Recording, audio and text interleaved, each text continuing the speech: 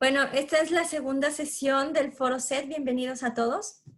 En esta sesión queremos platicar un poquito sobre educación y sostenibilidad desde dos puntos de vista diferentes, trabajando con comunidades y trabajando en casa con nuestros hijos. Y ahora nos acompañan dos biólogas, Iris Banda, que es egresada de la Universidad Autónoma de Nuevo León. Cuenta con 9 años de experiencia en conservación medioambiental y desde 2017 funge como directora del programa Chihuahua de la organización no gubernamental ProNatura Noreste. Aquí ella se encarga de desarrollar e implementar proyectos de conservación de especies y ecosistemas prioritarios para el estado de Chihuahua, así como crear y mantener relaciones de colaboración con agentes clave del gobierno y de la sociedad civil. También nos acompaña Cecilia Arévalo, bióloga también, egresada de la Universidad de Guadalajara. Ella formó parte del equipo que ideó el primer museo interactivo de ciencias naturales en América Latina dentro del Zoológico de Guadalajara. Es madre de 5 hijos que aprenden sin ayuda de la escuela dentro de un proyecto de mejora en aprendizajes significativos y congruentes con la vida y el medio ambiente. También es fundadora de Aprendizaje Orgánico y la comunidad Toca en Guadalajara, Jalisco. ¿Sí se pronuncia así, Toca? Ella es creadora también del programa de Desafiotopía para familias que buscan aprendizajes profundos en ciencias. Creadora también del taller de investigación para jóvenes desde el 2018. Y bueno, vamos a iniciar esta sesión con la presentación de Iris Banda, si nos haces el honor de compartir tu pantalla. Sí, solamente creo que me tienes que habilitar.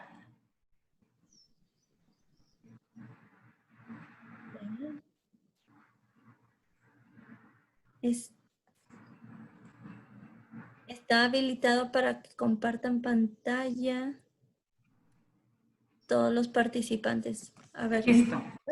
¿Sí? Muy bien. Vamos a empezar por esta. Bueno, pues muchas gracias por la invitación. Creo que todos pueden ver la pantalla ya, ¿verdad? ¿Sí? ¿Se puede ver?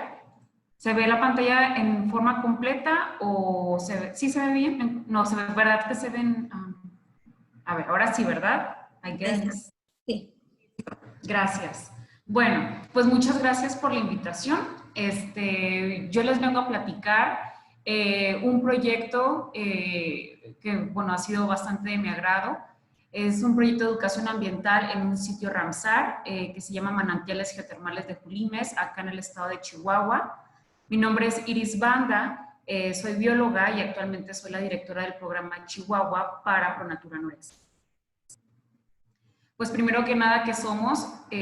Somos una organización no gubernamental sin fines de lucro, cuya misión es conservar la flora y fauna prioritaria del noreste de México en armonía con la sociedad. Trabajamos en estos estados del país, desde Chihuahua, Coahuila, Nuevo León, Tamaulipas, San Luis Potosí, Zacatecas y parte de Durango. Y lo que nosotros hacemos es desarrollo de políticas públicas y de manejo, educación ambiental, desarrollo comunitario, ciencia e investigación y restauración de ecosistemas. Así es como se ve el territorio donde trabajamos a nivel más corregional. Gran parte de nuestro territorio se compone del desierto chihuahuense, pero también tenemos parte de la Sierra Madre Occidental y la Oriental, matorral espinoso tamaulipeco, selvas y definitivamente humedales.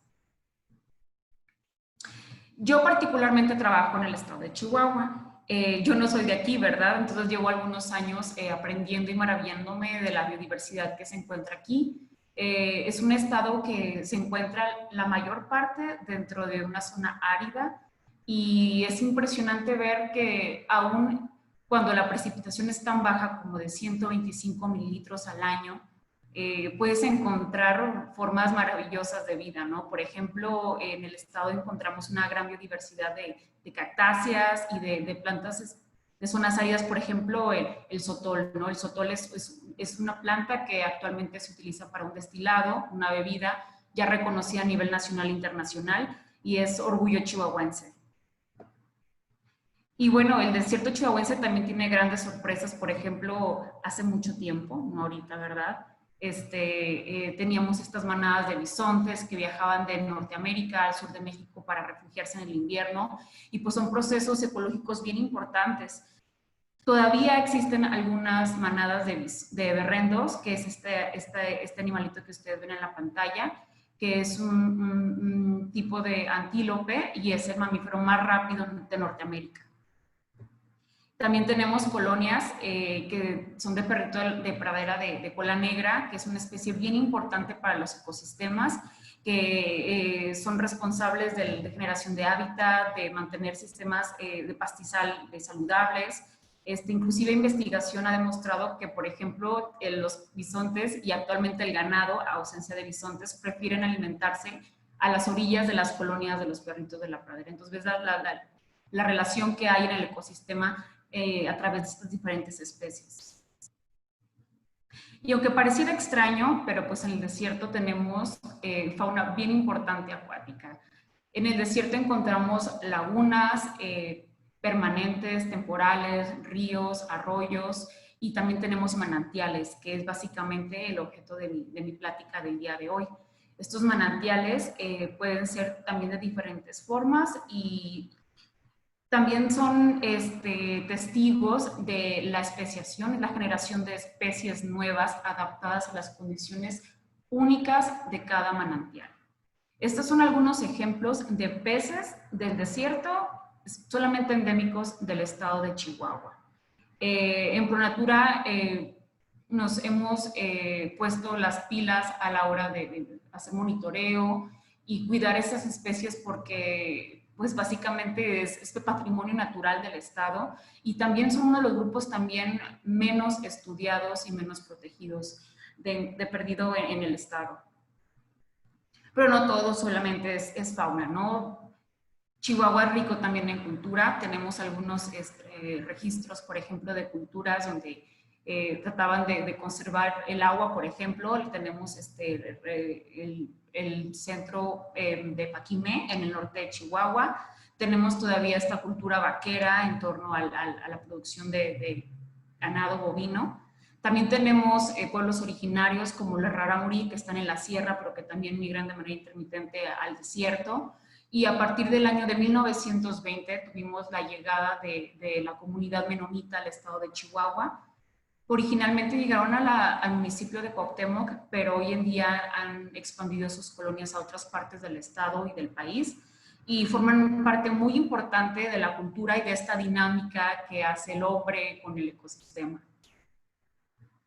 Chihuahua hoy en día es un estado muy orgulloso de sí mismo. Se llaman el estado grande, y no nada más porque es el estado más grande del país, sino porque ellos realmente se sienten grandes, ¿no? O sea, el estado de Chihuahua es el primer productor a nivel nacional de por lo menos 10 cultivos, entre ellos el algodón, la nuez, chile, y también es el primer estado exportador de ganado en pie a Estados Unidos. Pero bueno, como todo, no todo sale tan verdad, y pues sí tienes estos dilemas en cuanto a la producción y la conservación. Por ejemplo, el estado de Chihuahua es el primer productor de nuez del país y del mundo, solamente el estado. La industria pecanera ha crecido un 45% solo en los últimos 5 años en México. Lamentablemente tienes este dilema ecológico porque los nogales sí son nativos, pero ellos naturalmente se establecen a los márgenes de los ríos porque consumen muchísima agua. Pero debido a la demanda y el alto precio de la nuez, digamos que los campos de nogal se han expandido inclusive a sitios muy alejados de los ríos y de los arroyos. O sea, los puedes encontrar en algunas plantaciones dentro del desierto, abasteciéndose de agua del subsuelo, ¿no? Entonces tienes estas situaciones donde dices, bueno, ¿cómo vamos a ordenar este uso de los recursos naturales? Porque de la forma en que han ido creciendo las plantaciones en el estado de Chihuahua, vemos muy difícil que se puedan mantener en el mediano plazo, ni siquiera en el largo, en el mediano. Tanto es así que de los 61 acuíferos que tenemos en el estado, ya 19 se encuentran sobreexplotados y varios de ellos también están al borde también ya de entrar en esta clasificación.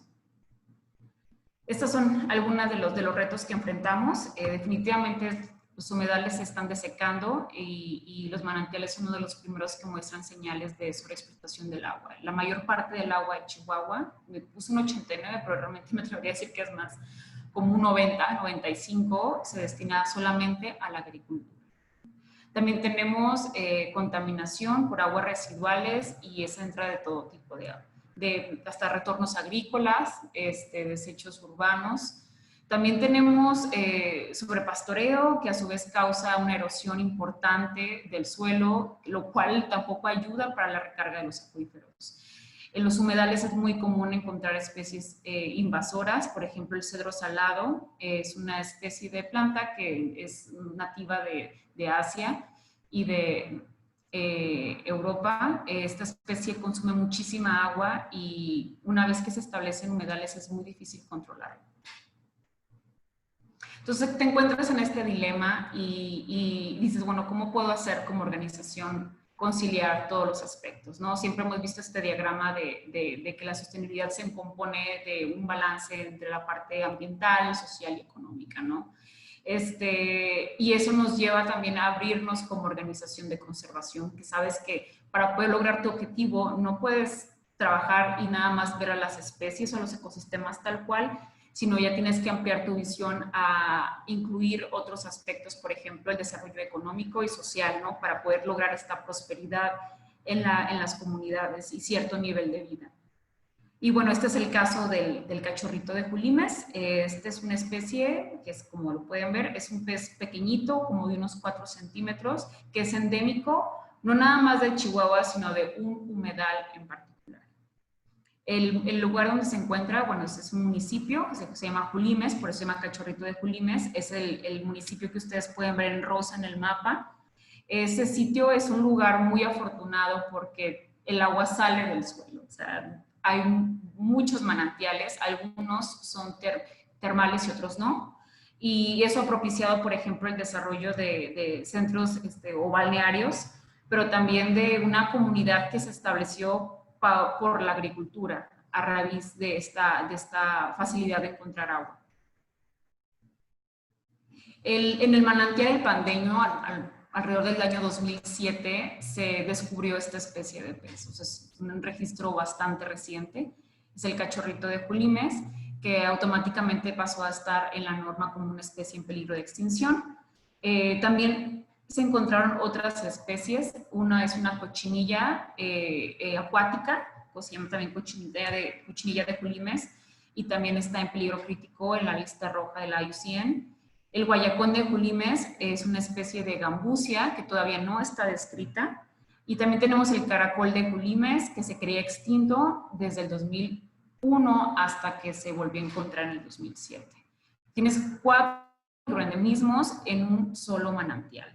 Pero este manantial no es común. Este manantial tiene la característica de que tiene una temperatura que oscila entre los 36 y los 45 grados centígrados. Eso es bastante, bastante caliente. O sea, estas 4 especies aprendieron a soportar esas temperaturas y también a la baja concentración de oxígeno que se puede evidenciar de estas condiciones.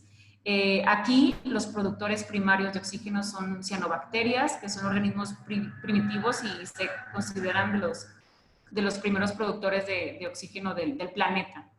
Entonces es un sitio muy especial por todas estas razones que te digo, pero también hay que mencionar que el agua que emana de este sitio tiene otros usos. El agua, si me pueden seguir al lado derecho, digamos que tenemos el nacimiento, ¿no? Existen una serie de canales, entonces el agua que emana de ahí se conduce por estos canales y le da el hábitat a estas especies que se encuentran en una zona bastante reducida. De hecho, el cachorrito de Julimes tenía el récord por ser el vertebrado que habitaba las temperaturas más altas y el lugar más reducido del planeta, que es la zona 5, más o menos, la que es como azul oscuro. Después el agua se conduce por el canal la parte amarilla y llega a una serie de albercas que, digamos, se le da el uso recreativo a unos pobladores locales. El agua se almacena en una represa durante el día y la noche, y en las mañanas abren las compuertas para usar esa misma agua para el riego agrícola. Ahí producen, pues alcanzan a ver los árboles de nogal, también hay chile, cebolla y todos, muchos de los cultivos que consumimos al día a día en nuestra cocina. Y más adelante podemos ver una conexión con el río Conchos. Entonces, eso es algo muy padre de este proyecto, es que evidencia en un lugar muy reducido cómo el agua tiene muchísimos usos, y uno de ellos es darle vida al hábitat de 4 especies microendémicas. Entonces, como les comentaba, en el 2007 ocurrió esta prospección y se descubrió, voy a decir que se redescubrió porque ya habían algunas notas, pero realmente no se había hecho la descripción científica. Luego empezamos a trabajar con los agricultores locales y se constituyeron como una organización civil que se llama Amigos del Pandeño, donde ellos mismos se encargan de cuidar el agua, pues al final de cuentas porque es la fuente de ingresos de ellos mismos, ¿no? La descripción formalmente se llevó a cabo en el 2009. En el 2010, el ordenamiento, el uso, la participación de actores locales le llevó el mérito al proyecto de Cachorrito de Julimes a aparecer en esta publicación de los 100 casos de éxito en la conservación para la biodiversidad en México. Y desde entonces, bueno, seguimos trabajando en el sitio. En el 2012 se registró como una UMA y se creó este instrumento de manejo que es el plan de manejo y de monitoreo. También se consiguió financiamiento para revestir con cemento los canales de cultivo, y esto permite que el agua llegue a más cultivos. Con esto pretendemos disminuir la presión de los agricultores hacia el manantial. Lo que queremos es que ya no se modifique el manantial, porque cualquier repaso falso puede significar que deje de brotar el agua. También nos ocupamos por usar este sitio como un sendero interpretativo para visitantes, ¿no? A final de cuentas, este es un recurso y es esta presencia de estas especies, ¿no? Que si llegan tanto locales como turistas, ellos tuvieran un camino muy bien marcado y con señalamientos que te pudieran decir, bueno, cuál es la relevancia del sitio. Y de perdido, cada 2 de febrero, que es el Día Mundial de los Humedales, hemos, como Pronatura, tratado de llevar escuelas primarias y secundarias para que conozcan el sitio y hagan uso de estas instalaciones. A lo largo del año, claro que también se usan, ¿verdad? Pero particularmente en torno a la celebración mundial. Pero bueno, eso no es todo y siguen habiendo retos. Tenemos como una de las amenazas principales es que sigue habiendo presión para la apertura de nuevos pozos para uso agrícola y para los balnearios. O sea, esa es una fuente de ingreso y hay que reconocerlo. La cuestión es que ya está reglamentado que no se pueden explotar más pozos, entonces ya ocupas que la gente esté muy alerta por si detecta algún cambio, que lo notifique inmediatamente a las autoridades. Sigue habiendo contaminación del agua y del suelo por los agroquímicos que se utilizan en la agricultura, que es una agricultura tradicional. Inclusive el riego se lleva a cabo rodado, eso quiere que abren las compuertas y el agua corre por los canales, por los surcos, y básicamente hasta que se encuentre súper húmedo el suelo le paran, entonces no es muy eficiente. Y pues han habido saqueos dentro del área, ¿no? Está cercado con malla ciclónica y aún así la gente rompe la malla o se roba la malla y luego hacen fogatas, etcétera, ¿no? Entonces, sí hay presencia de esas cuestiones. Y pues sobre todo que hay desconocimiento, ¿no? Cada vez que íbamos a los niños, hay niños que ya habían estado ahí, hay niños que nunca habían estado ahí y sobre todo que no conocían a la especie. Y dices, esta especie es única de tu localidad y no la conoces. Hemos pensado en varias actividades donde podríamos atender esta problemática y algunas de ellas es gobernanza del agua, agricultura sostenible con menor uso de pesticidas y tecnificando el riego, capacitación a productores, crear mayor conocimiento también de las especies. O sea, hay una especie todavía no descrita y todavía nos falta muchísimo por aprender de estas 4 especies que sobreviven en condiciones bastante atípicas. También mayor vigilancia para que no ocurran más saqueos y pues definitivamente pensar en cómo vamos a lograr este conocimiento y apreciación por parte de los pobladores locales sobre sus recursos naturales.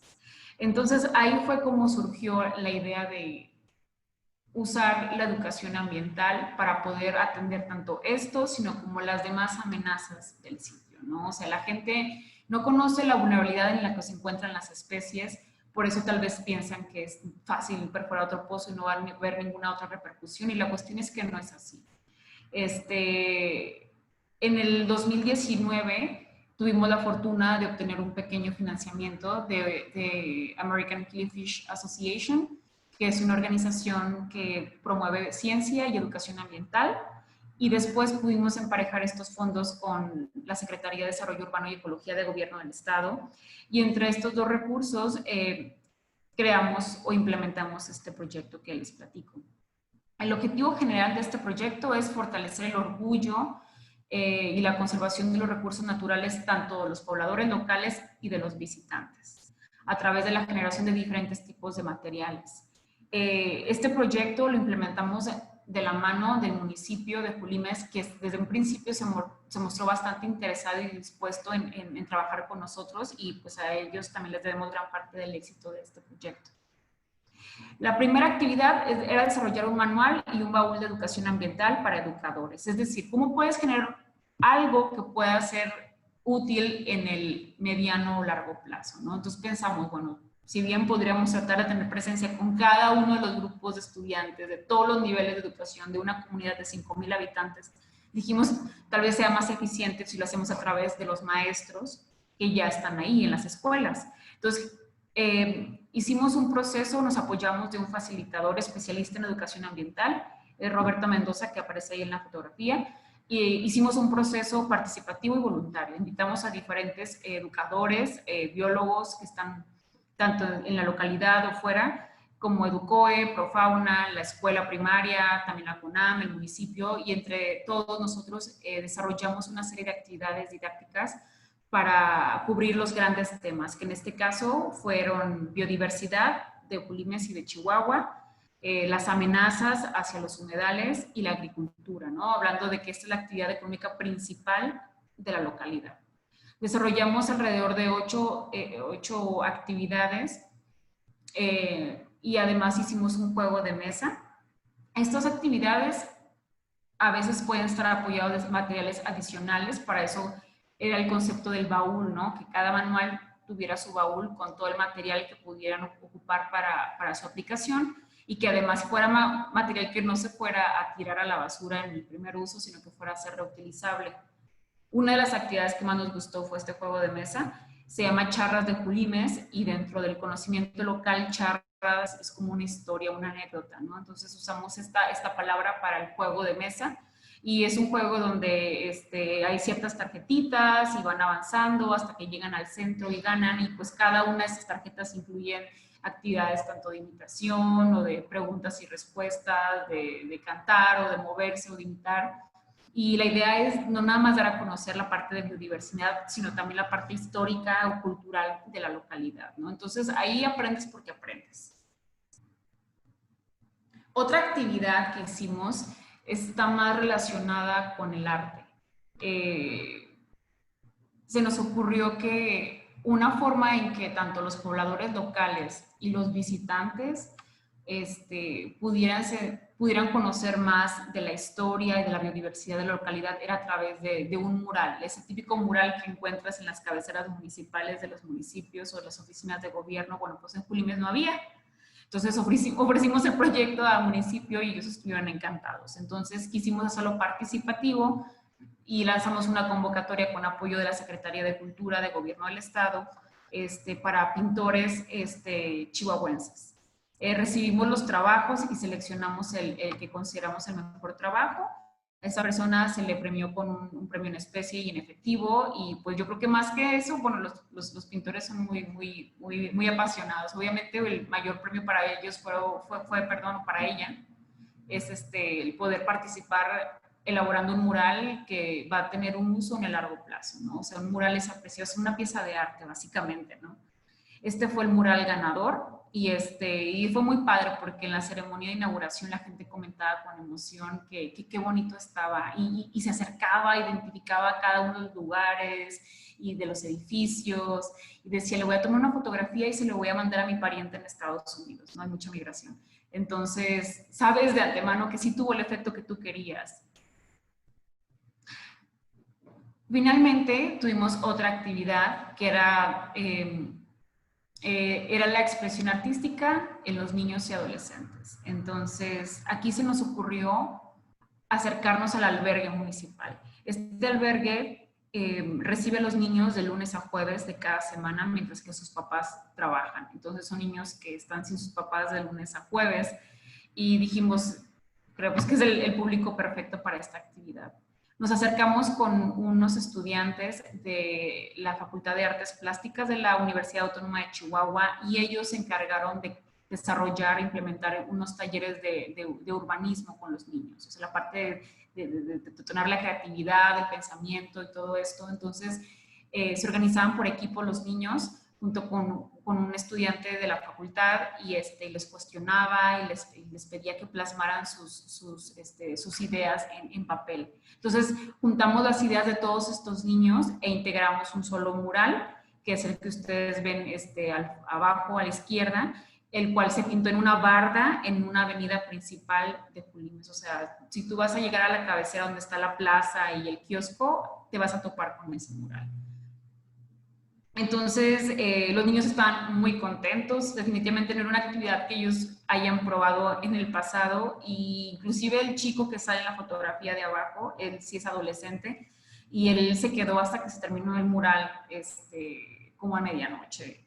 Ves que hay muchísimo potencial en los chicos y nos dio muchísimo gusto poder llevarles una actividad y un taller que a veces ni siquiera nosotros en la ciudad podemos tener acceso.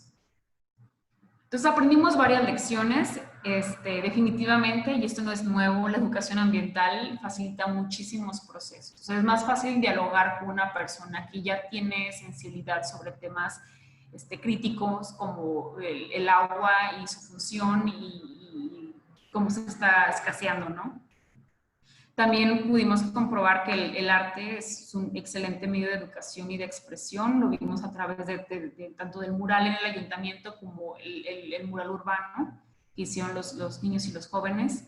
También pudimos corroborar que es súper importante tomar en cuenta los saberes y las percepciones locales. O sea, cómo la gente interpreta, por ejemplo, las especies y cómo interpreta el agua, si ellos consideran o que no, que hay un dilema y una controversia por el recurso hídrico. Y sobre todo hacerlos formar parte de iniciativas desde un inicio, ¿no? O sea, si ellos están de acuerdo, si les interesaría, si saben o no les gusta, etcétera. Nos funcionó muchísimo. El municipio fue un excelente aliado, las escuelas, los maestros nos ayudaron muchísimo en el proceso porque ellos se sintieron que formaban parte de definitivamente no somos todólogos, ¿no? Entonces, como dijo Hogan y como dije yo soy bióloga de formación, pero pues yo no soy experta en todo. Entonces, creo que el éxito del proyecto se debió también en que tuvimos la humildad de acercarnos con un especialista en educación ambiental para poder llevar el proceso de elaboración del manual.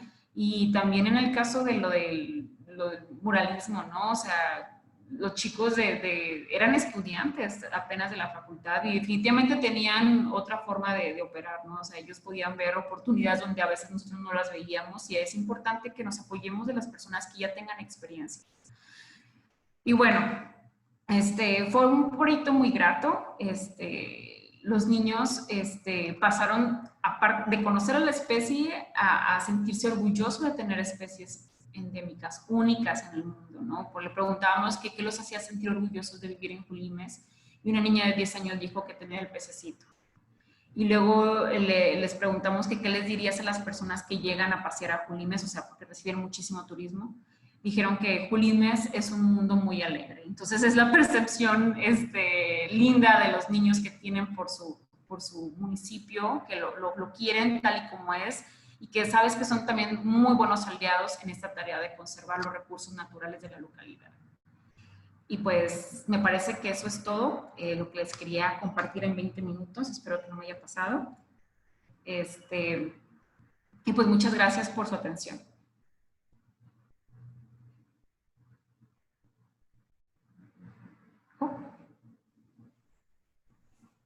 Sí, perdón, andaba mandando aplausos.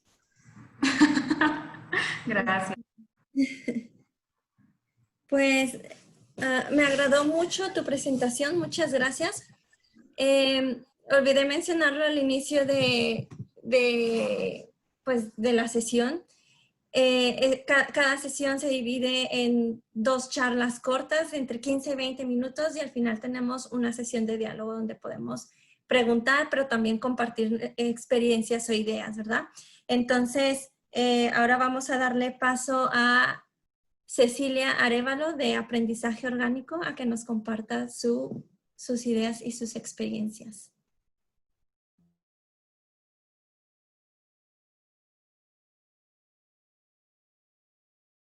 Se oye. Ok, ahora sí creo que ya se oye. Muchas gracias. Gracias por la presentación y por esta, creo que muy enriquecedora oportunidad de escuchar a otras personas y los proyectos tan lindos que hacen como Iris, que fue muy bonito para mí ver y enriquecedor lo que se está haciendo en otras partes de México. Yo espero que se esté escuchando bien mi audio, porque no los logro ver a nadie, pero... Sí, sí se oye. Perfecto, gracias. Entonces,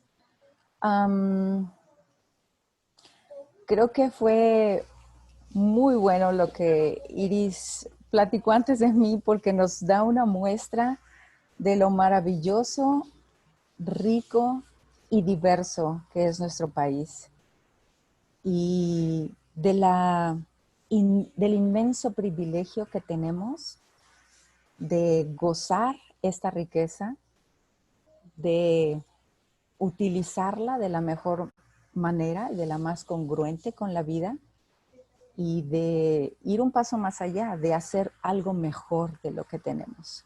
Y eso es lo que hemos pretendido nosotros aquí. Yo vivo en Guadalajara y este proyecto, este experimento social que me atreví a hacer junto con mi esposo, tenemos 23 años haciendo esto y creo que ha sido una de las mejores cosas que hemos decidido hacer.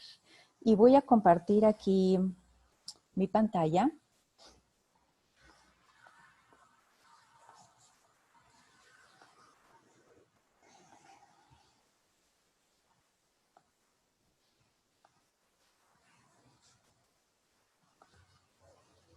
Ok.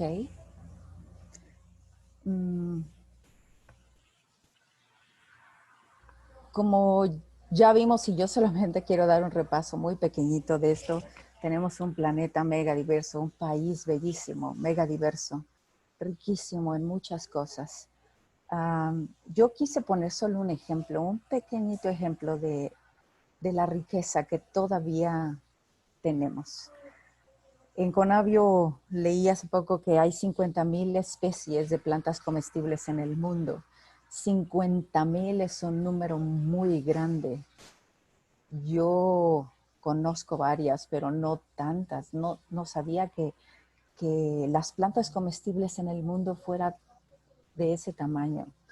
Pero de esas 50,000 especies de plantas comestibles en el mundo, solamente 2,500 han sido domesticadas por el hombre en algún momento. No quiere decir que todas esas se usen, pero 2,500 han sido domesticadas por el hombre. Pero de esas 2,500, solamente 250 especies hoy se han domesticado y se utilizan.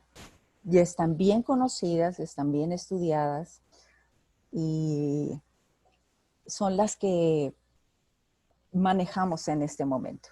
Pero de esas 250 especies domesticadas, solo 15 de esas 250 representan el 90% de la demanda energética del ser humano. O sea, hemos reducido un universo de 50,000 especies a 15 que suplen nuestra demanda energética casi por completo. Y de esas 15, solo 3 cubren el 75% de las calorías consumidas a nivel mundial. Esto es podemos decir que esto es un panorama muy amplio de la riqueza que aún existe en el mundo, pero que voluntaria y probablemente deliberadamente hemos reducido a un uso miserable en cuanto a diversidad y variedad. En México tenemos 5,000 plantas comestibles. 5,000. Es muchísimo. Yo quisiera preguntarles a ustedes, sin necesidad de que me contesten, sino solo que lo piensen, ¿cuántas de esas 5,000 plantas ustedes conocen o han probado? Tenemos un universo gigantesco y no llegamos ni siquiera al borde de la riqueza, del conocimiento o del acceso. Muchos de nuestros antepasados pudieron haber tenido acceso a todo esto, pero nosotros hoy no lo tenemos. ¿Cómo llegamos aquí? ¿Cómo llegamos a esta nutrición tan limitada, a este uso tan limitado de todos los recursos y la diversidad y la variedad que tenemos en el mundo y en México, que México tiene un lugar privilegiado geográficamente? ¿Cómo llegamos hasta aquí? Bueno, podríamos decir muchas respuestas a esta pregunta. Podríamos abordar esta pregunta desde muchos lados. Desde el punto de vista filosófico, desde el punto de vista económico, biológico. ¿Cómo llegamos hasta aquí? ¿Cómo fuimos perdiendo y dejando atrás tanto bien? Hace mucho tiempo yo leí esto de Platón. Él dijo, la justicia consiste en que cada cual haga lo que tiene que hacer. Y cuando yo lo leí por primera vez, me impactó sobremanera porque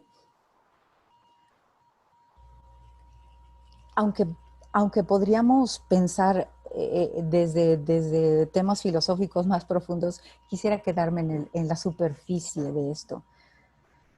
Si todos supiéramos lo que tenemos que hacer, este mundo sería más justo para todos los seres vivos y no solamente para los humanos. Pero entonces, ¿por qué no sabemos lo que tenemos que hacer? ¿Que la escuela o el sistema educativo no estaría encargado de hacer esto? ¿Qué no sería la misión de la escuela lograr esto? Que los niños, los jóvenes y nosotros como adultos lográramos saber qué tenemos que hacer y hacerlo con toda libertad, autonomía y dignidad. Pero evidentemente no. Evidentemente no sabemos qué hacer. Porque si supiéramos, muy probablemente este mundo no tendría los conflictos, los problemas tan complejos que enfrenta hoy. Y con esto no quiero decir tampoco que los tiempos que estamos viviendo hoy sean mejores o peores que los de nuestros antepasados. Creo que cada época del ser humano, cada etapa de desarrollo que ha vivido y que ha impactado sobre este planeta, ha tenido sus ventajas, sus riquezas, sus desventajas también, y han tenido que enfrentar diferentes problemáticas. Hoy estamos enfrentando nosotros una. ¿Es grave? Sí, definitivamente es grave. Pero si supiéramos qué hacer y lo fuéramos descubriendo en el camino, entonces no habría tanta pobreza, injusticia, devastación como la que vemos hoy. Yo quise poner nada más unos poquitos datos que yo sé que manejamos muchos de nosotros bien, pero solo para impactar más o hacer énfasis en lo que quiero decir. 84,200 toneladas de basura se producen en México diariamente. Yo no sé si este dato está actualizado, probablemente no, pero aún cuando no esté actualizado es devastador. 24% del agua superficial está altamente contaminada. Y algunos expertos dicen que en realidad el problema del cambio climático no es tan grave como el problema inminente de la contaminación del agua y de la contaminación de los suelos por las malas prácticas agrícolas. Ese problema supera por mucho el aumento de temperatura que estamos ya viviendo hoy a nivel global. Los fertilizantes son un problema grave hoy porque se están usando para satisfacer una necesidad prioritaria del ser humano, pero están dañando también una necesidad prioritaria del ser humano, que es la tierra.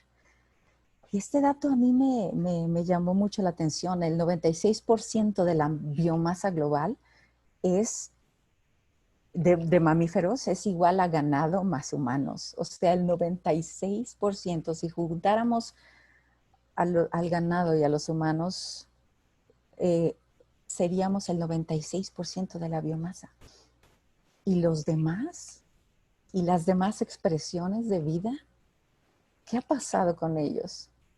Bueno, están al borde de la extinción, muchos. Esto es grave. Tenemos un diagnóstico y lo hemos tenido por mucho tiempo ya.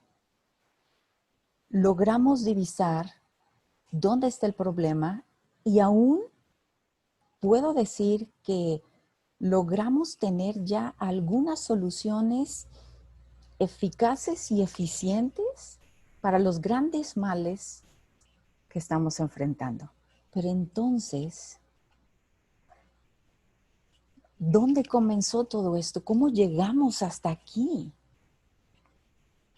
Si hay tanta buena voluntad en tanta gente, hay tantos proyectos, tantas innovaciones, tantas propuestas, tantas buenas ideas.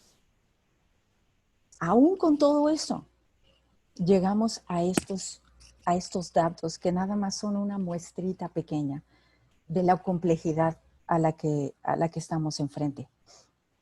Bueno, yo creo, y mi aportación probablemente hoy para ustedes sea decirles que desde mi perspectiva esto comenzó y comienza en la niñez, en cómo estamos aprendiendo, cómo estamos adquiriendo información, cómo la procesamos y cómo aportamos lo que hemos procesado. La escuela como la conocemos hoy tiene aproximadamente 200 años, como la conocemos hoy, con esta mentalidad, con este sistema. Por supuesto, cuando empezó no había en todas partes. Hoy se puede decir que prácticamente en todas las partes del mundo hay una escuela, una pequeña escuela. Y eso tiene 200 años más o menos. Si comparamos estos 200 años con el resto de la humanidad, con el resto de la historia de la humanidad, en realidad la escuela tiene muy poco como la conocemos hoy. Pero esa escuela, ese sistema de pensamiento escolar ha impactado nuestras vidas de una manera contundente, muy poderosa, muy fuerte. Tan fuerte ha sido ese impacto que hoy podemos decir que nadie concibe aprendizaje sin relacionarlo con la escuela. Y hoy podemos decir que tomamos como un sinónimo escuela y aprendizaje. Pero yo tengo buenas noticias para ustedes hoy. En realidad, no necesariamente tiene que ser sinónimo y no necesariamente es el único lugar, la escuela, donde se pueden desarrollar aprendizajes y aprendizajes profundos y significativos que tienen que ver directamente con cambiar la visión y aportar de una manera probablemente sencilla al principio, pero contundente al final para transformar lo que estamos viviendo. Entonces, hay varias cosas que la escuela nos ha, que el sistema como lo conocemos de aprendizaje ha sembrado en nuestras mentes. Hay algunos paradigmas que este sistema ha sembrado en nuestras mentes y que probablemente estén afectando la forma en que ponemos en práctica las ideas o en que las adquirimos. Una de esos es que crecemos pensando que necesitamos de alguien externo para aprender. La escuela ha sembrado esta idea porque antes los humanos no pensábamos así. Antes pensábamos que podíamos desarrollar aprendizaje solos. Y hoy el término de ser autodidacta creo que está muy poco valorado, porque la gente que tiene un motor interno para aprender es gente imparable. Todos los que hemos tratado de enseñar alguna vez algo, nos hemos topado con la gran disyuntiva de preguntarnos cómo motivamos a estas personas para aprender, cómo motivamos a estos niños. Y hemos optado por diferentes vías. La escuela ha optado por diferentes vías, por las amenazas, por los premios, por el sueño de una vida mejor económicamente. Pero esa idea sigue siendo una idea artificial de una motivación genuina para aprender. ¿Y podemos aprender? Es un hecho que podemos aprender y está comprobado científicamente que todos podemos aprender todo el tiempo. Es más, yo les digo hoy, no hay nadie que pueda dejar de aprender nunca. Todos estamos aprendiendo todo el tiempo. Pero en la medida que nos hagamos responsables de nuestros aprendizajes, en lugar de responsabilizar a alguien más o a algo más, a una institución, a un gobierno, y encendamos los motores internos para aprender, muchas cosas pueden cambiar. También pensamos que todos aprendemos igual y no es así. Así como de diversa es la expresión de la vida en el planeta, así de diversa es la expresión de la vida en los aprendizajes de cada uno. Aprendemos de maneras distintas. Sabemos que un cerebro sano, un cerebro descansado, está aprendiendo todo el tiempo, haciendo conexiones neurológicas, mielinizando, que la mielinización realmente es la muestra biológica o física del aprendizaje. Pero todos aprendemos de manera distinta, aprendemos a diferentes tiempos, a diferentes velocidades. También aprendemos a diferentes profundidades. No todos estamos listos a aprender a los 6 años, a los 5. No todos estamos listos para procesar el pensamiento lógico-matemático en el orden en que lo podría decir una currícula estandarizada. Este es otro paradigma que ha puesto la escuela, un sistema educativo también en nuestras mentes. También pensamos que la educación es para un fin impuesto en lugar de un fin descubierto. ¿Cuántos de nosotros nos ha llevado mucho tiempo descubrir para qué nos sirve la información que nos está dando? Y cuesta tanto trabajo asimilar una información que no nos es útil en cierto momento de la vida. Pero en el momento en que descubrimos su utilidad, todo cambia. Y descubrimos no solamente la utilidad de un dato, sino un propósito de identidad nuestro en lo interno. Que eso es transformador. Ahí es cuando la educación se vuelve completamente transformadora. Entonces, antes de decirles esto, quiero nada más concretar esta idea. la escuela como la conocemos hoy o los aprendizajes como se nos han acercado hasta hoy,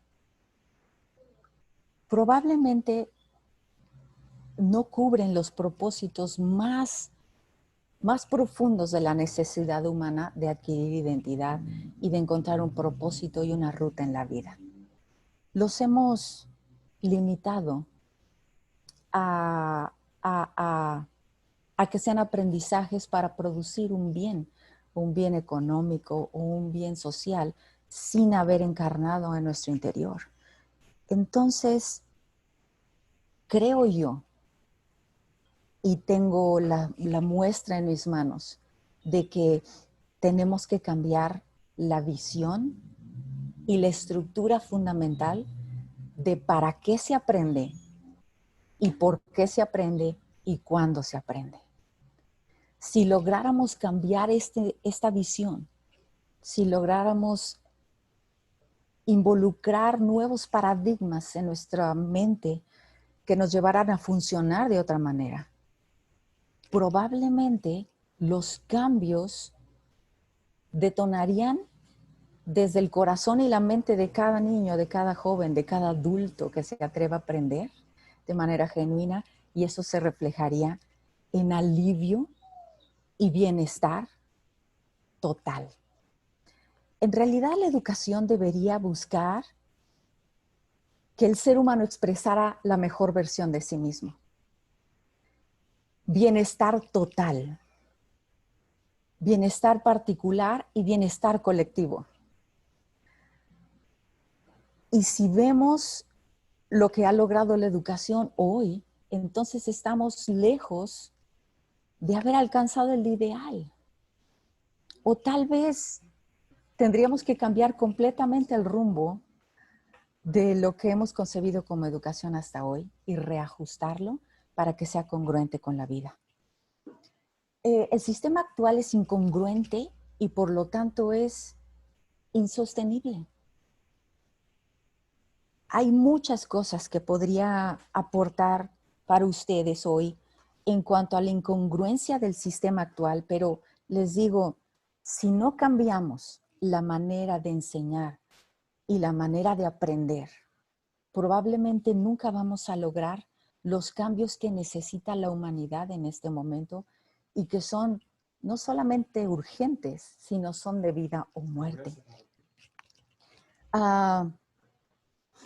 Las escuelas o un centro educativo en realidad debería propiciar y proveer alimentos saludables. Pero en las escuelas hoy es donde menos se puede comer de manera saludable. Los problemas de logística son graves, pero aún podríamos decir que el sistema como lo conocemos hoy no propicia que las mismas familias puedan tener acceso a alimentos saludables. Las prisas, los horarios saturados, la necesidad de practicidad y rapidez para poder suplir las necesidades académicas nos han llevado a ahorrar tiempos y a dejar a un lado, propiciar hacer alimentos desde cero o en casa. Hoy nuestra vida gira alrededor de la prisa y el sistema educativo como lo conocemos tiene mucho que ver con eso. Otra cosa que debería ser el sistema educativo o un centro de aprendizaje actual, debería ser como prioridad debe ser nuestro cuerpo y el medio ambiente. Todos los contenidos curriculares hasta hoy tienen incluido el plato del buen comer, el conocimiento del medio, el cuidado del medio. Pero si estos contenidos están integrados en la currícula, no solo nuestra, sino mundial, ¿por qué no han logrado el alcance que necesitamos? ¿Por qué no han impactado la vida de la gente de tal manera que cambie sus hábitos? Porque tenemos un sistema incongruente. No cuidamos a nuestro cuerpo y tampoco cuidamos al medio ambiente. Lo contestamos en un examen, lo sabemos en la teoría, pero no lo vivimos en casa. No tenemos no tenemos escuelas que son sustentables o sostenibles, pero tampoco tenemos casas sustentables o sostenibles. Y ni siquiera lo procuramos hacer. También debería ser una fuente de tecnologías y herramientas. Las universidades, sobre todo, deberían convertirse en fuente de tecnologías y herramientas. La universidad de mi estado, en donde yo estudié, no recicla no tiene un buen manejo de sus residuos. No busca energías limpias para sostenerse, para autosostenerse. Ni siquiera tienen una composta. Por supuesto que tampoco tienen un buen uso del papel, ni de la electricidad, ni de gestionar los tiempos en los salones, que todo eso tiene que ver con una vida sustentable. También deberían convertirse en generadores de bienes para la comunidad, en generadoras de bienes en donde los jóvenes, en donde los niños pudieran consumir lo necesario para ellos y después darlo a la comunidad de donde viven. Ni siquiera son centros de acopio para el reciclaje de su colonia.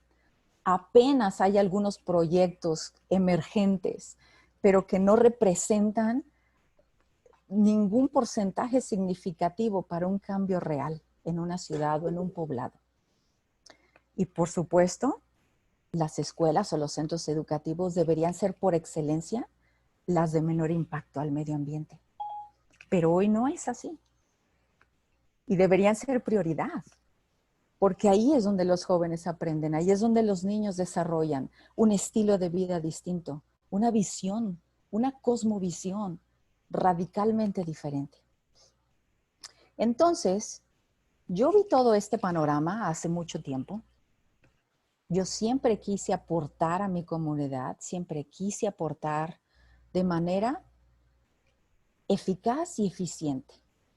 Lo intenté de muchas formas. Trabajé en algunas instituciones, aporté, escribí, pero nunca logré lo que estamos logrando hoy, empezando con mi comunidad familiar, que es mis 5 hijos, mi esposo y yo, pero que hoy se ha vuelto como una gota que ha caído en un cuerpo de agua y que las ondas se han ido extendiendo. Porque estamos trabajando y estamos demostrando hoy que podemos cumplir con la mayoría de todos estos puntos que yo menciono aquí, casi de manera completa, pero también de manera natural, pero también supliendo nuestras necesidades primordiales, pero también aportando a nuestra sociedad y a nuestro autoconsumo. Y eso es lo que estamos buscando básicamente. Y hoy no somos los únicos, porque no somos los que descubrimos el hilo negro ni una manera distinta de vivir. Hoy miles de familias en México, en toda América Latina, en toda América y en el mundo, les puedo decir que estamos buscando un aprendizaje más congruente con la vida y que no solamente impacte nuestra esencia, sino que impacte nuestra comunidad y que también después impacte a nuestras ciudades. Creamos nuestro propio sistema. Cuando un sistema no funciona para lo que quieres construir, entonces crea el tuyo. Y hasta hoy ha resultado. Este experimento social que quisimos aportar ha crecido, ha cambiado nuestra vida y ha cambiado la vida de mucha gente también alrededor nuestro. Y esta es una pequeña muestrita de lo que nosotros hacemos aquí en casa. Claro, yo le estoy limitando solo a poner lo que hacemos en nuestro huerto, en donde todos participamos. Tenemos un bosque cerca de nosotros y nosotros también vamos, recolectamos semillas y las germinamos y las volvemos a plantar en el bosque. Pero esto es solo una muestra de que se puede hacer las cosas diferente, de que hay manera y de que hay éxito haciendo las cosas diferente. Y que más que criticar lo que se ha hecho antes, es poder dar una luz de ánimo y decir, hay muchas personas aportando y hay manera de mejorar. Hay manera de mejorar nuestra calidad de vida, nuestro bienestar completo, nuestros aprendizajes profundos y contundentes que nos lleven a manifestar de la mejor manera toda la información que hemos procesado durante años. Hay manera de impactar la ciudad, hay manera de buscar el bienestar de las pequeñas comunidades y de enriquecer la vida de jóvenes y adultos en todos los rincones del país para construir un mundo mejor. Entonces, pues, básicamente es esto. Es corto, pero lo quise hacer corto porque creo que es suficiente para mostrar lo que estamos haciendo aquí. Gracias.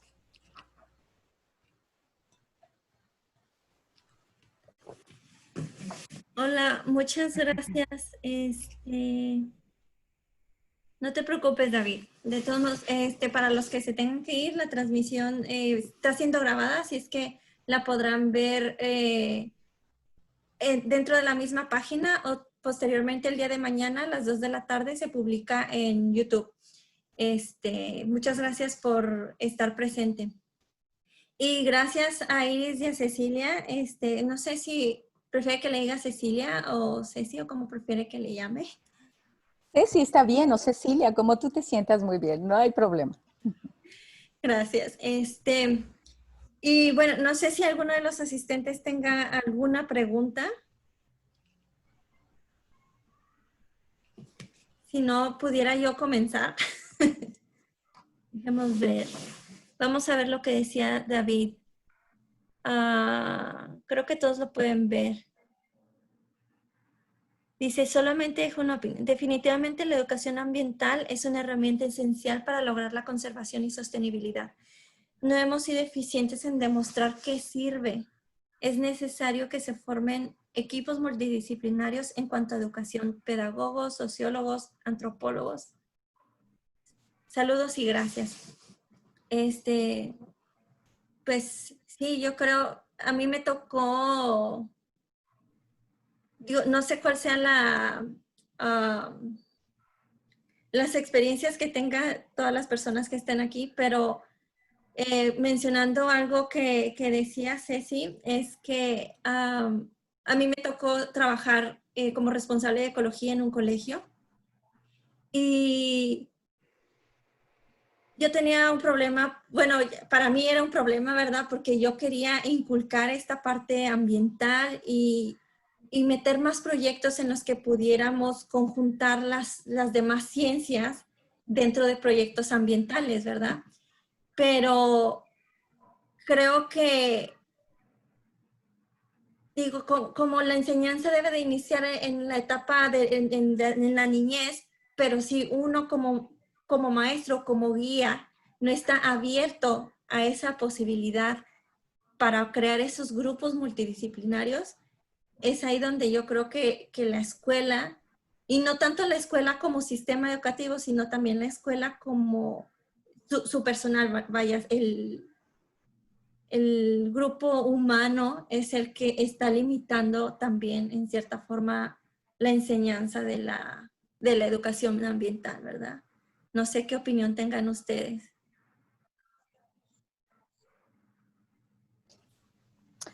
Si me permiten aquí dar una pequeña aportación, coincido contigo. Hablaba de paradigmas y creo que esos paradigmas son los que nos han limitado, los niños y los jóvenes y los adultos, pero más los niños.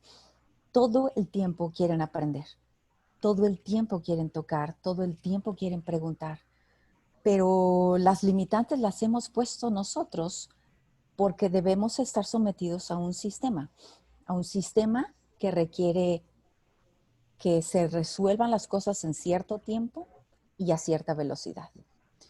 Y por eso es tan importante entender que somos diferentes para aprender y que no hay nadie ni nada que nos pueda impedir aprender. Y que la función de nosotros como expertos o como adultos responsables debería ser proveer a los jóvenes y a los chicos de experiencias significativas todo el tiempo. Yo hablo de algo que se llama precursores de aprendizaje, y los precursores de aprendizaje son cualquier cosa. Una hormiga es un precursor de aprendizaje, un palo, la lluvia, una nube, una enfermedad, un elote, todo es un precursor de aprendizaje. Si tan solo nos diéramos el tiempo de contestar las preguntas que nos hacen, nos llevaría horas de investigación y de resultado horas de aprendizajes significativos si tan solo nadie estuviera apresurándonos a aprender lo que no nos interesa en ese momento o terminar de aprender porque hay que terminar el ciclo escolar. Yo hablo de que todos nosotros como adultos responsables o expertos en algún área tenemos el privilegio como generación de darle de regalo a la siguiente generación todo lo que sabemos y todo lo que entendemos para que ellos lo procesen a su manera y a su velocidad y den el fruto que deben dar. Entonces, definitivamente, el aprendizaje ha estado limitado por horarios, por programas, por currículums y por visiones de los adultos que los niños no necesariamente tendrían que adoptar. Uh-huh. Sí, sí. Tienes mucha razón. También, perdón, es que tenía aquí unas preguntitas. Nos platicabas, Iris, que tenían diferentes proyectos para trabajar en la comunidad de Jumiles. Julimes, así. Y a mí me surgió una duda. ¿Ustedes como organización, o sea, cuáles son los obstáculos? Porque en definitiva no es lo mismo tener, por ejemplo, un grupo de alumnos en una escuela o tener nuestros hijos en la casa a tratar de llegar a toda la comunidad, ¿verdad? Entonces, ¿cómo es este proceso para poder llegar y hacer un mensaje efectivo dentro de una comunidad? Bueno, no me podría declarar una persona que tiene una clara estrategia bien probada, ¿verdad? Pero sí hay algunas experiencias que hemos recolectado. Entonces, por ejemplo, en este caso pensamos en el mensaje que queríamos mandar y nos fuimos a algo muy general. Simplemente dar a conocer las especies, que todo el mundo supiera que existen, de todos los factores que intervienen, ¿no? Y aquí el recurso agua es bien importante. Entonces, dijimos, tendríamos aún así dos públicos, los locales y los visitantes, los turistas, básicamente. Entonces, pensamos en recursos que pudieran permanecer como un legado y en este caso funciona el mural, por ejemplo. El mural, si tú lo observas, tiene muchos elementos históricos. Ahí se han encontrado fósiles de mamut, ¿no? Y es algo que a la gente le da mucha emoción y así. Y al final el mural al lado derecho habla sobre el futuro, ¿no? Y empieza a poner con íconos la ciencia, los sistemas productivos, la enseñanza. Entonces todos estos como engranes que en conjunto hablan de un futuro favorable para la comunidad, ¿no? Para los visitantes es un reto porque también no quieres generar información o que no les vaya a interesar o a través de papeles que vayan a generar más basura, etcétera, ¿no? Entonces, no lo hemos hecho, pero yo creo que funcionarían también otro tipo de materiales como desde videos, por ejemplo, y aprovechar más bien recursos digitales para hacerle llegar esta información y de una manera muy simple a los visitantes de Julimes. O sea, que no nada más sí está bien irse a meter a las albercas, ¿no? Pero que hay más y que es importante que lo conozcan, o sea, y si tienen oportunidad que lo hagan. Entonces, sí es un reto, e inclusive en las escuelas, por ejemplo, te hablaban sobre los retos que es trabajar con los maestros o los planteles y que a veces hay un poco de resistencia. Yo creo que a lo largo de este tiempo he identificado 3 tipos de personas en cuanto a cualquier circunstancia de cambio. primero tienes al grupo de las personas que están abiertas al cambio o las nuevas opciones o alternativas, ¿no? Por ejemplo, si a mí me dicen que hay una nueva forma para preparar cierto alimento sin menos conservadores o con menos conservadores, perdón, pues bueno, yo estoy abierta, me gusta, ¿no? Vamos a probarlo. Pero hay personas que, a ver, vamos a ver cómo queda. Si no me modifica mucho el sabor, voy a ver. Pero primero veo a la persona que ya hizo el cambio y luego veo si me conviene hacerlo a mí. Y eso aplica a todos, a todos. Por último, tienes el grupo de las personas que son bien renuentes. O sea, que tal vez no va a ser tu grupo objetivo y tal vez no va a ser tu escuela objetivo, tus maestros objetivo en un principio, pero ellos van a estar observando. Entonces, empiezas primero con los profesores o con los planteles que ya tienen esta apertura a hacer cambios o ajustes o les interesa el tema, y con ello empiezas hasta con lo más básico, ¿no? O sea, con lo que quieran, les interese, lo que quieras, con tal de empezar esta colaboración y que los que están indecisos vayan viendo, observando y se decidan cuando ellos crean que sea prudente, ¿no? Entonces, digo, eso más bien como que ya la ruta que elegimos nosotros a la hora de escoger cooperantes, pero lo aplicamos en cuanto a cuestiones agrícolas, en cuanto a educación ambiental, en cuanto a ganadería sostenible, todas esas cosas. Siempre tienes estos tres tipos de personas. Entiendo.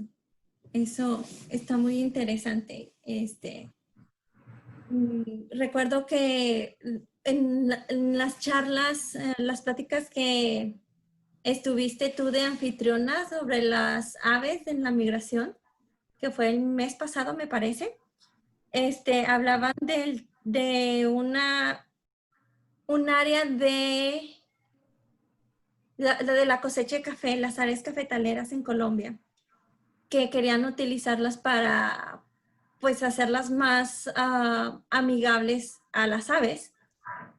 Y esto me interesó porque me pareció un área de oportunidad como para generar zonas de aprendizaje.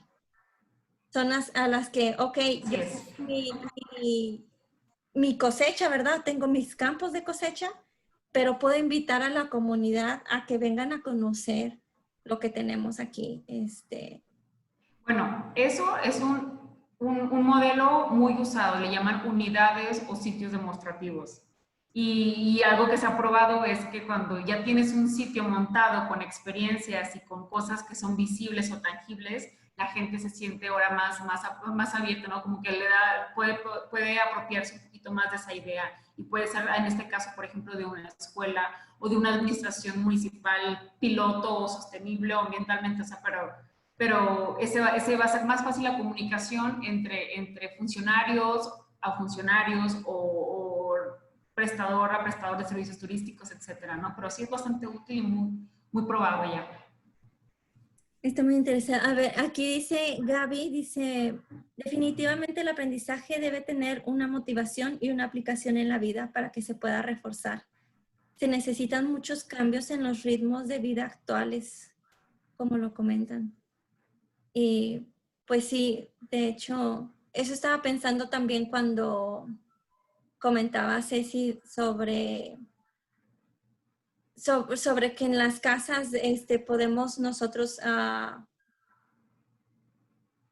vaya, que el aprendizaje no tiene que ser necesariamente en la escuela, que uno como adulto tiene esa, como, no lo quiero decir como responsabilidad, sino como ese privilegio de compartir el conocimiento.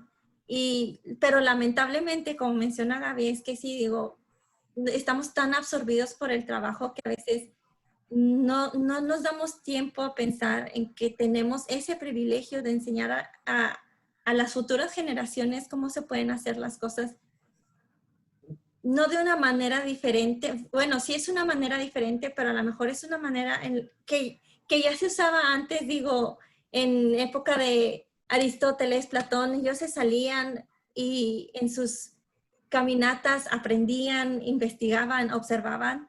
Y es un sistema educativo que es diferente, pero que ya se utilizaba. Entonces, habría que ver qué tipo de estrategias se pueden retomar, ¿no? Porque no creo que tampoco todo el sistema educativo actual esté completamente mal, ¿verdad? Sí, definitivamente, definitivamente tenemos, creo que el énfasis debe estar en qué es educación y qué herramientas vamos a utilizar para educar. La escuela puede ser una buena herramienta, pero tendríamos que definir qué es educar, porque si entendemos que educar es subyugar, colonizar, adoctrinar, entonces estamos teniendo una percepción muy limitada de lo que es educar. Y creo que precisamente por eso hemos limitado al aprendizaje dentro de 4 paredes, cuando el mundo entero tendría que ser nuestro salón de clases. Uh-huh. De hecho, de hecho sí tiene razón. Y bueno, y esto es para ambas tal vez. Bueno, se aplica de diferente manera. Este,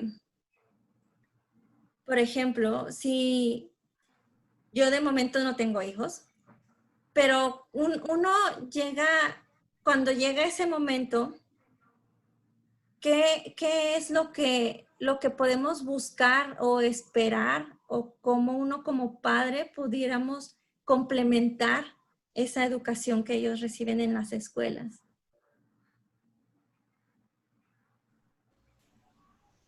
Bueno, creo que lo primero que tendríamos que entender, y probablemente muy pocos se pongan a pensar en eso, es ¿para qué quiero tener hijos? Esa es una pregunta que deberíamos contestar, no por qué, sino para qué. Y partiendo de esa respuesta, tendríamos también que entender qué tipo de personas queremos que ellos sean. Y no estoy hablando de que sean médicos o de que tiene que ser abogado o tiene que estudiar en Harvard o MIT. Estoy diciendo qué tipo de persona, y eso es lo que construye un modelo educativo. Si ustedes se metan en la página de la SEP en México, van a poder leer cuál es el modelo educativo de la SEP. Y hay un ideal. Ahí hay qué ideales busca de personas este sistema que estamos llevando en México. Y van a ver una lista muy, muy linda de características de una persona que busca construir este modelo. Bueno, creo que eso deberíamos preguntarnos todos los padres. ¿Qué tipo de persona quiero que sean mis hijos? Y resolviendo esto, el rumbo de tu vida se define, porque entonces sabrás cuánto tiempo tendrás que invertir y qué herramientas vas a utilizar para construir eso.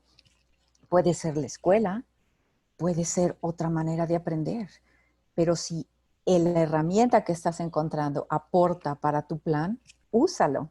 El problema es que difícilmente nos preguntamos esto cuando todavía no tenemos hijos. Y ya cuando los tenemos, hacemos lo que todo el mundo hace. Pues hay que meterlos a la escuela, tienen que aprender a leer a los 5 años, a los 6, tienen que ir a la universidad, porque si no, no se va a nadie en la vida. Pero la universidad es solamente una herramienta más. No te define. Es decir, mi identidad no está en la biología. Mi identidad está en ser mujer que ama la vida. Y aunque yo no hubiera ido a la universidad porque la vida no me hubiera permitido hacerlo, tal vez si nunca hubiera estudiado biología, seguiría amando la vida y estudiándola. Tuve afortunadamente la herramienta de ir a la universidad y de enriquecerme con gente muy valiosa. Y hoy he usado eso que sembraron en mi vida. Pero también podría haber adquirido eso de otra manera y usado lo que tenía a la mano. En México tenemos 50 millones de pobres. La mayoría de la gente no puede ir a la universidad. La mayoría de los jóvenes no pueden ir a la universidad. ¿Y eso les quita identidad? Claro que no. Ellos pueden echar mano de los recursos que tienen ahí al alcance de ellos para crecer, para forjar su propia identidad y explotar en eso y hacer bien, primero a ellos mismos y luego a los demás. Si la escuela es un buen recurso, úsalo. Pero eso sí, creo que tenemos que tener bien claro que nadie debe quedarse sin aprender por un problema económico. Y eso es una injusticia mundial. Nadie debería quedarse sin aprender porque no tiene dinero. Y creo que la democratización de la educación debería ser algo por lo que lucháramos todos. ¿Y cómo empezamos? No tenemos dinero como para darle escuela a todos, pero por todo lo que yo sé, se lo doy a la siguiente generación. Y ese es el principio de poner una semilla, de entender que aunque a ti te haya costado mucho trabajo saber lo que sabes, o mucho dinero, tu corazón debe entender tanto de la vida que debes darlo gratis a la siguiente generación. Ay, qué lindo pensamiento y sentimiento.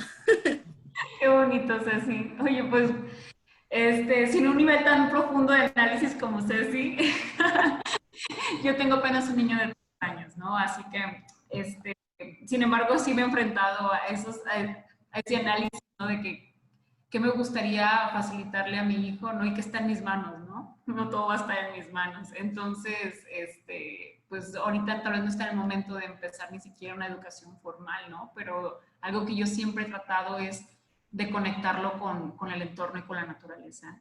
A mí me gusta mucho interpretarle cuando vamos a un simple parque. Vamos a mira en la piedra, mira quién vive dentro de la piedra, mira, vive una araña, ya viste, hay una cochinilla, y mira, y es que la telaraña.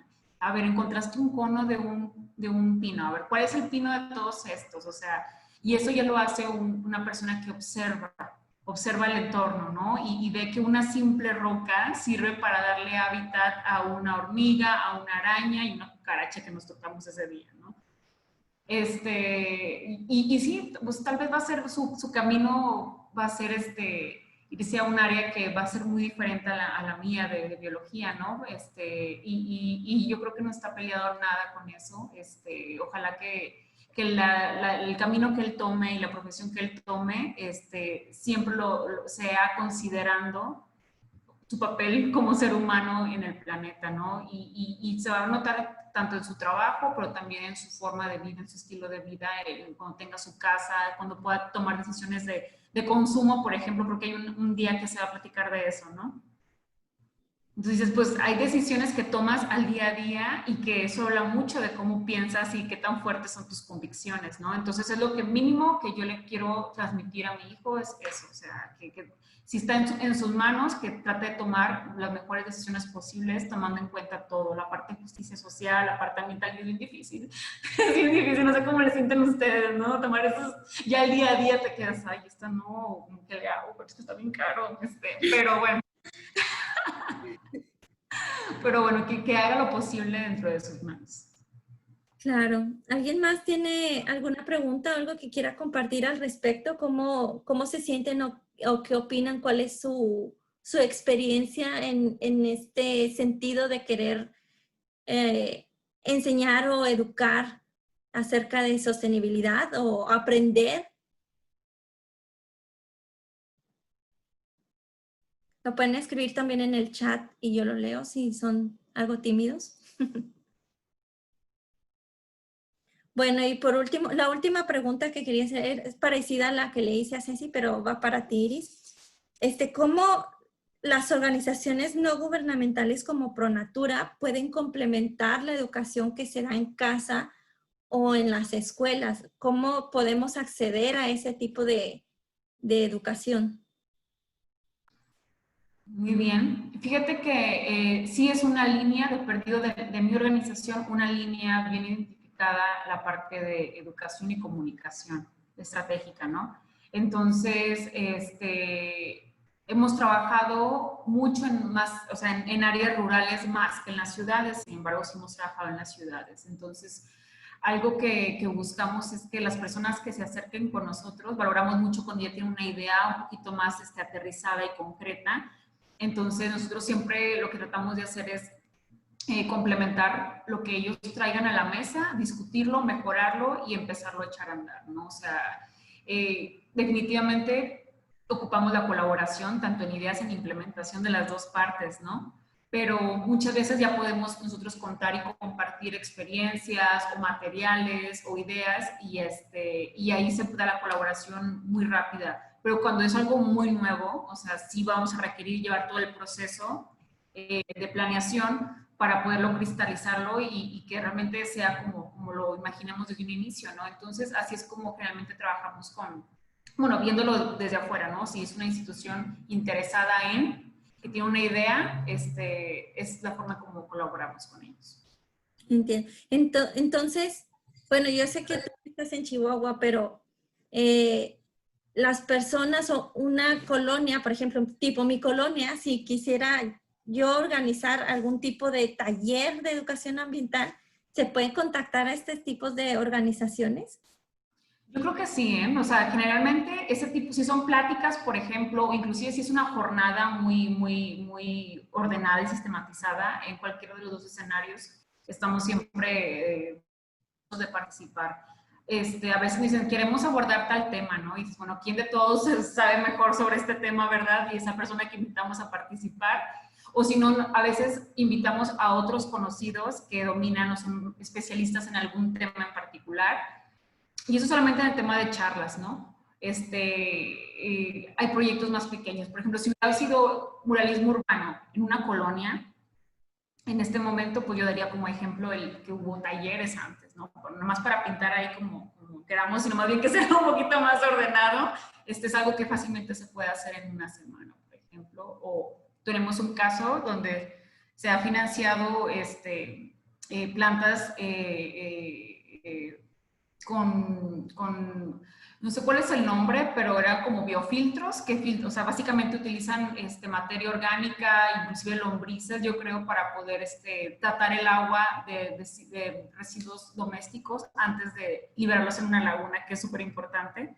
Entonces, ahí para que veas, es un proyecto grande, sí es más costoso, pero buscamos cómo aliarnos ahora sí con el municipio, con el gobierno del estado, acceder a un fondo y llevarlo a cabo, ¿no? Entonces, hay de proyectos a proyectos, pero generalmente sí mostramos bastante disposición. Excelente. Pues muchas gracias a ambas por sus grandes aportaciones. A mí en lo particular me agradó mucho ambas presentaciones y pues nos dejan mucha reflexión, ¿verdad? Muchas cosas que tenemos que pensar y para empezar a implementar tal vez. Pero pues el tiempo se nos acaba. Y pues muchas gracias a todos los que asistieron por sus ideas. Coral nos comenta comenzar desde el hogar. Sí, en el hogar deberíamos, y de hecho todo aprendizaje creo comienza en el hogar. Pero bueno, nos vemos mañana. Mañana tendremos, permítanme revisar. Es el tema de... Lo siento. Mañana miércoles, sí, tenemos el tema de bioconstrucción con Coral Fernández, que nos acompaña hoy, bioarquitecta, y también con Daniela Lomas, que por el momento no está, pero ellas dos nos acompañarán y nos aportarán mucho sobre este tema, que es muy importante y que no lo hemos considerado tanto, se ha perdido de una manera pues delicada, ¿verdad? Es un tema delicado, pero muy importante también. Muchas gracias a ambas de nuevo. Gracias a todos y nos vemos mañana. Gracias. Saludos a todos. Bye.